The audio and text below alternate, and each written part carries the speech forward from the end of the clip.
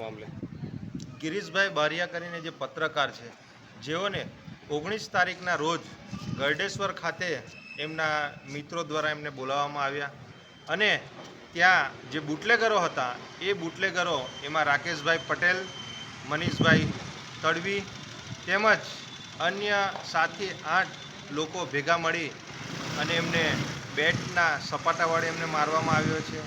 ત્યાં ગાડી એમની પાસે જે મોબાઈલ હતો એ મોબાઈલ પણ એમને લઈ લેવામાં આવ્યો છે. એમના ગળામાં ચેન હતી, એ ચેન પણ એમની તોડી લેવામાં આવી છે.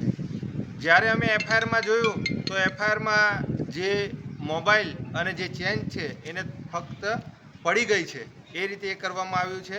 એટલે આની પણ તટસ્થ તપાસ થવી જોઈએ અને એ વ્યક્તિને જે મારવામાં આવ્યો છે અત્યારે પણ આજે 3 દિવસ થઈ ગયા છે, આંખોમાં પણ એકદમ લાલ લાલ થઈ ગયેલી છે, લોહી આંખો પર આવી ગયેલું છે, માથાના ભાગે ફ્રેક્ચર છે, સીટી સ્કેનના જે રિપોર્ટ આવ્યા છે તેમજ પગમાં પણ જે સપાટાનો જે માર માર્યો છે ગેબી, એના અત્યારે પણ નિશાનો ત્યાં દેખાય છે.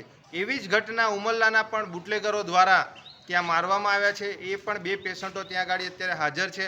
કુવાડીના ઘા માર્યા છે, એમાં 7 થી 8 ટાંકા આવેલા છે અને અંગૂઠાના ભાગે પણ ફ્રેક્ચર છે.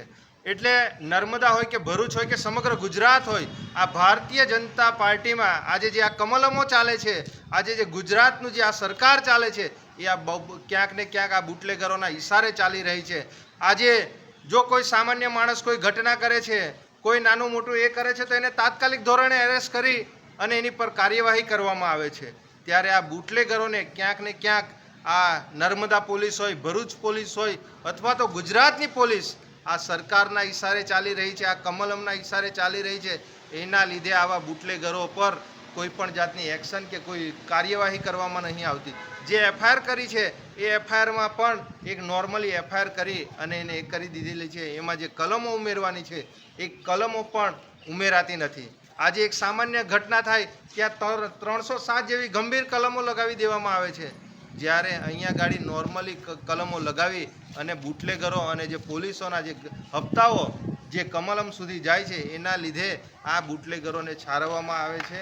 એમને જો આવનારા દિવસોમાં એક્શન નહીં લેવાય તો અમે સમગ્ર જનતાને સાથે રાખીને એસપી ઓફિસનો ઘેરાવો કરવાનો થશે. એસપી ઓફિસનો ઘેરાવો કરીશું. આ ભારતીય જનતા પાર્ટીના જે આ નેતાઓ છે, આ સાંસદો હોય કે ધારાસભ્ય હોય કે એમના જિલ્લાના પ્રમુખશ્રીઓ હોય, એ લોકો પોતાની અંદરની ઝઘડાના લીધે, એમના વહીવટોના લીધે, એના લીધે આ પ્રજાઓ ઉપર આ લોકો ધ્યાન નથી આપતા. એના લીધે નર્મદા પોલીસ અને આ બુટલેગરો આમ ખુલે આમ આવા ધંધાઓ કરી રહ્યા છે.